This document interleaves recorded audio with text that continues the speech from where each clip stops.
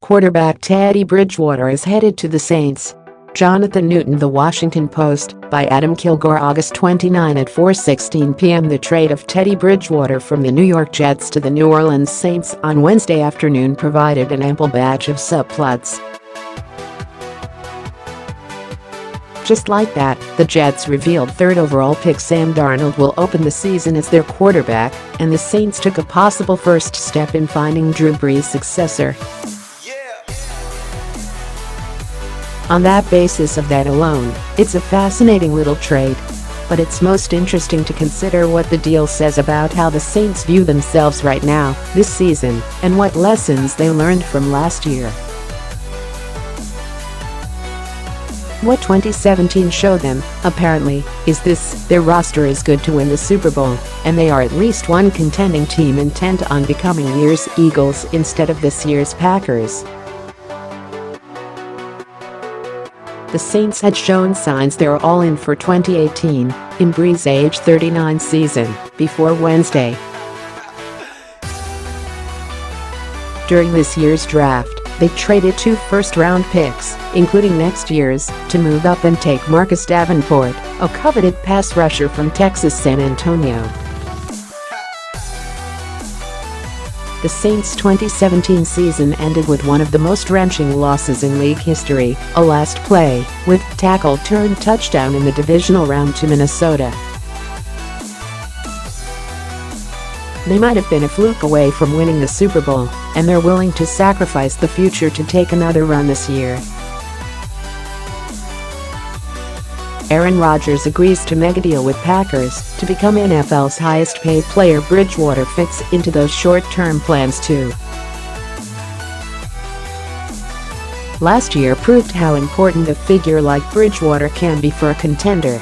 When the Packers lost Aaron Rodgers, who became the league's highest-paid player on Wednesday, in Week 6, their season derailed in the hands of untested backup Brett Hundley, who was dealt to Seattle Wednesday. When the Eagles lost Carson Wentz in Week 14, they turned to Nick Foles, who had started 36 games and once threw 27 touchdown passes in a season. You may have heard, Foles led the Eagles to the Super Bowl, winning the game's MVP award. Just because a backup quarterback won the Super Bowl last season doesn't mean a trend has started.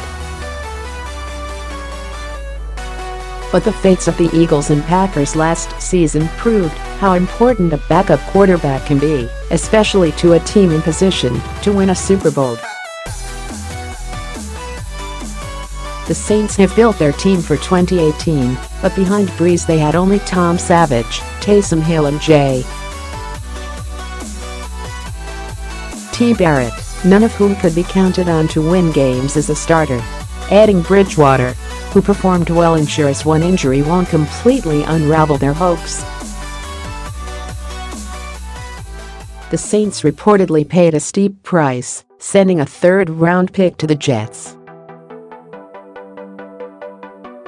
But Foles' performance last season may have enhanced the value of backup quarterbacks for contenders. The Saints may have overpaid, but at least they think it did.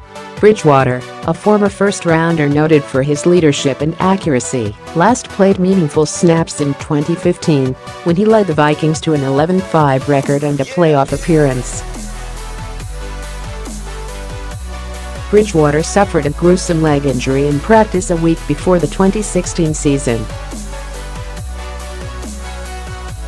He impressed during the preseason, and his comeback will continue with a franchise in need of a long-term future at the position. The Jets signed Bridgewater to a one-year, $6 million deal. Essentially, they bought a third-round pick for a $500,000 signing bonus, a move that Darnold's impressive camp allowed them to swing. It's a great move for New York's future. It's an illuminating move for the Saints' present and for what a backup quarterback means after last season. More NFL coverage, 875 pounds of fish, 54 dozen eggs and a kombucha machine. A week feeding an NFL team with Odell Beckham Jr. Re-signed, the pressure is on Eli Manning to deliver for Giants.